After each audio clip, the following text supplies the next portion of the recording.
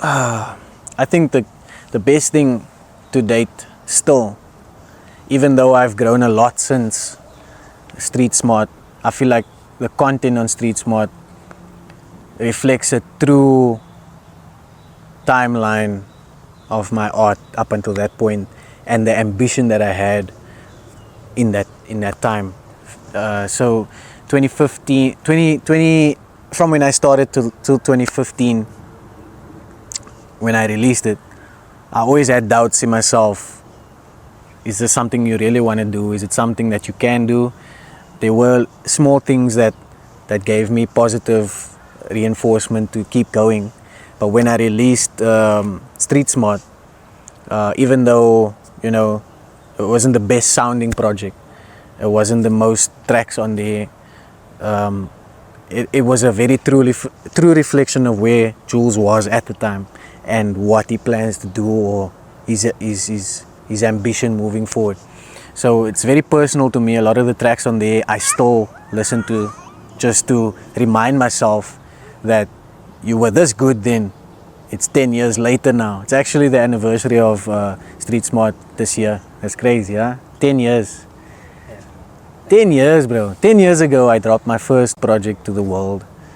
I won't say to the world, but publicly. I got a lot of feedback for the song Street Smart itself, because it was like giving people a mirror image of what we faced in the hood that time, in the ghetto, in Mitchells Plain, roaming around in the streets and getting from point A to point B. You know, you see a lot of things, you come across a lot of sketchy people and gangsterism, and you know, so that was almost like people, I'm giving someone a look in. If they never stayed in the ghetto before, if they don't know how it is, if you listen to that track, you can feel the emotion and what the story that I'm trying to tell in there. And it was also a time where Julian Burns was doing very well at work. So I was doing very well in the company that I was, and I was getting promoted, and I was getting praised at work. So that confidence also pulled through into the music. So I think there was a track called Approval, where what I was kind of getting from people was approval. Now you can do this. Oh, you have to not. You mustn't stop. You need to feature with this person. You need to do this. They were giving me advice. They were giving me approval for the skill that I put out. So what I wanted to display was the fact that I have skill, and obviously I wanted people to know that this skill doesn't stop here. I want to improve it. I want to improve and get better.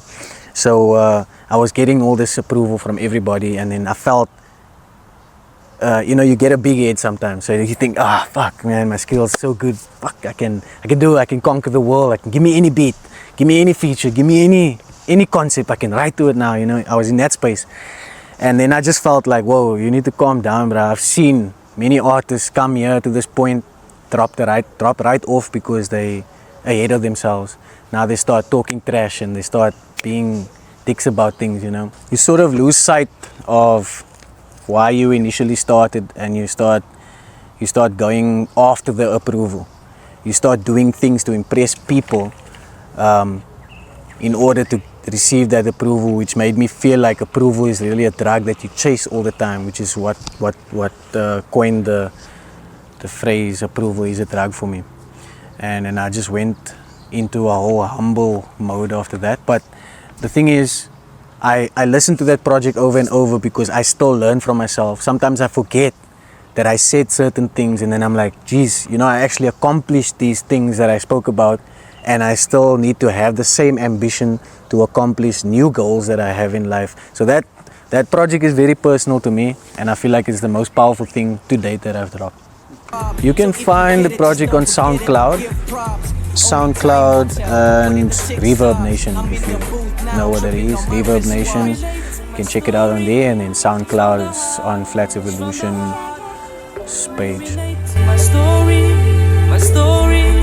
of preferring to be street smart. Can you relate to my Most lyrical verse, jeez, that's difficult because even though I try not to be too lyrical, I usually end up being lyrical in everything I do. So most of the things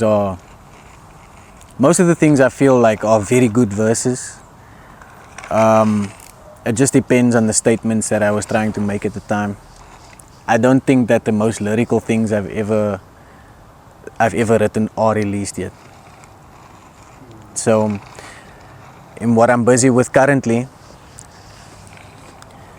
do I give away in this Yeah, you can. subtly? You can, yeah. Slowly but surely. So I'll give away in this.